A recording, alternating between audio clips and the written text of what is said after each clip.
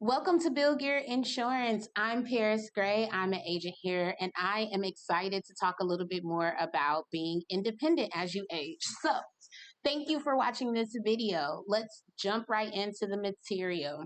Stay independent, stay covered, smart choices as you age. I have about 10 slides to go over. If you're in person, you will have one of my folder with handy dandy handouts that we will talk about and go over. I can always email them to you, or we can set up some one-on-one time to go over the documents that I'll discuss today.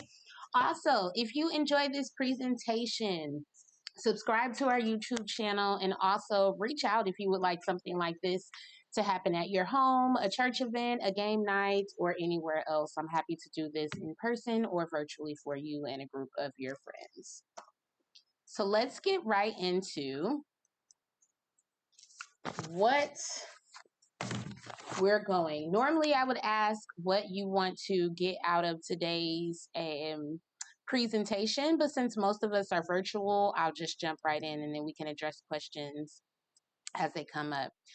So this is a picture of my grandmother and I. She lived to be 99 years old. Look at me with my brace face. But let's kick off with what independence means to you. I wish I could hear you guys in the comments, but let me go over a couple of things that I came up with independence. To some, it means being able to stay in their own home. To others, it means not being a burden on their children. To many, it's peace of mind knowing their care is covered if something changes. My grandmother in this picture, my Granny Lucy, was adamant that she did not want to be a burden and she wanted to be independent. So each time she downsized or made a move, it was because she didn't want anyone else to handle the burden and she wanted to do, just take care of her business, which she did. She still lived alone in an assistant transitional like nursing home facility until she passed away. All right. So you think about right now, what does independence look like to you if we are going to live by you and I, till we're 97? Here, if you pull out your folder, you have a copy of these activities of daily living, our ADLs.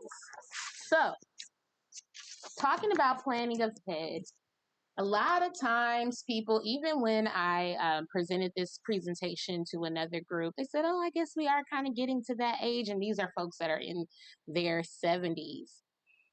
The truth is, times are changing. A lot of diagnoses and things like that are hitting us faster than they would in the future.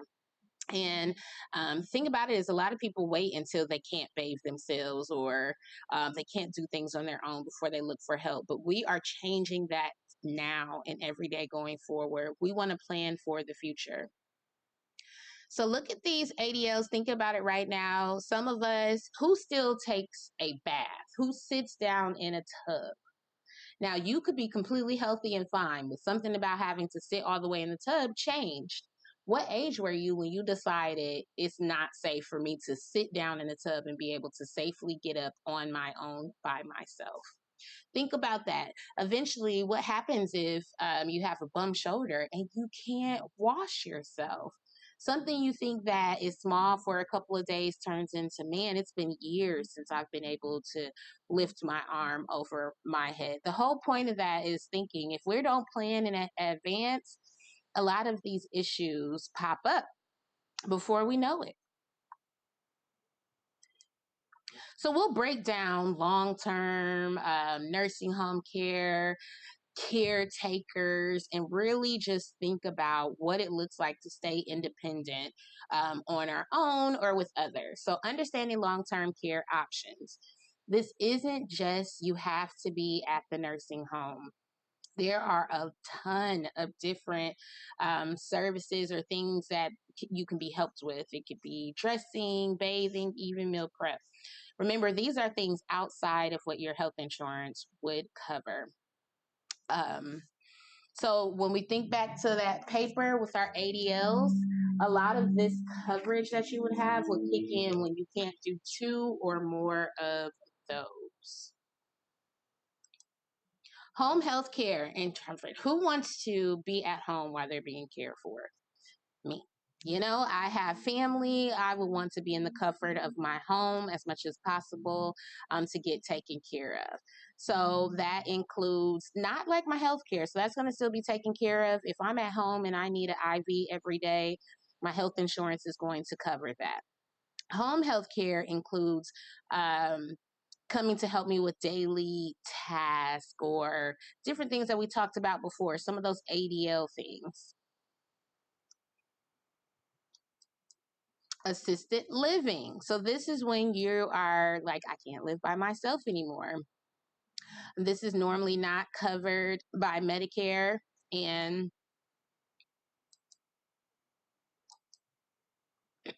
excuse me, sorry.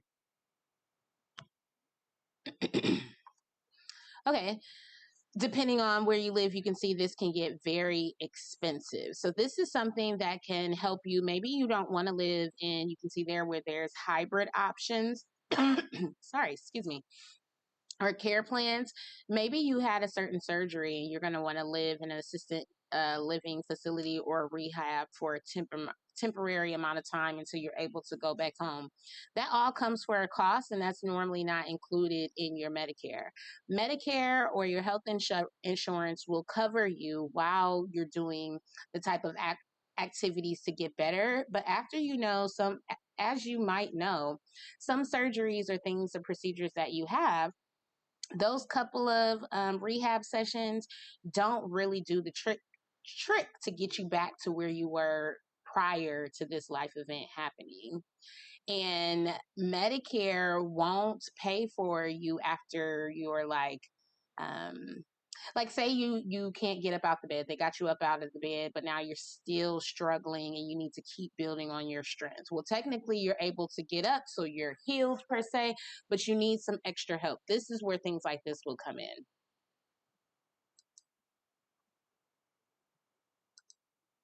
Now, caregiver support. I talk to a lot of seniors who, luckily, it's kind of one extreme. Some folks have a lot of kids, family support to help them. Others don't have any at all. Some are in the middle. But a lot of times, even if you have kids or other family that you could call to help you, if they're not already set up as being a full-time caregiver, they're probably missing out or changing their schedule to be able to be your caregiver. They might be working, they might have children, they might travel, anything like that. So this would be something with like, maybe I don't want the caregiver to, or my great my grandmother, she actually preferred the caregiver to wash her than me. She didn't want either one of us to help, but there's certain things that she felt more comfortable with me doing. There are other tasks that a professional is just easier to help with. So there's lots of different products and options that you can do to help with this. But the major thing is you don't want to wait until you need these benefits to actually start preparing and planning for it. So, my call to action for you is to take action.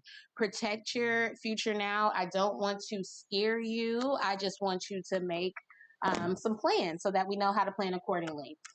Again, if you're not here in person, you won't have this folder, but there's an independence checklist. Let's talk about that. It's going to ask, like, if you have long term care insurance, home health care insurance, assisted living or facility coverage, final expense, life insurance.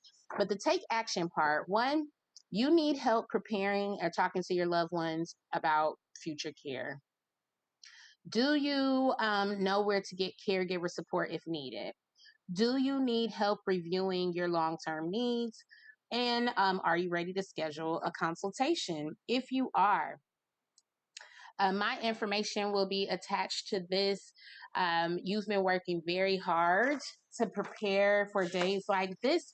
Let's make sure living until you are 97 years old is your way and you're able to stay independent and stay covered and be able to enjoy the grand finale of your life.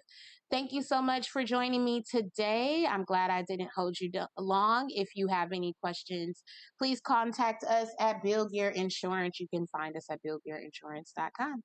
Have a great day.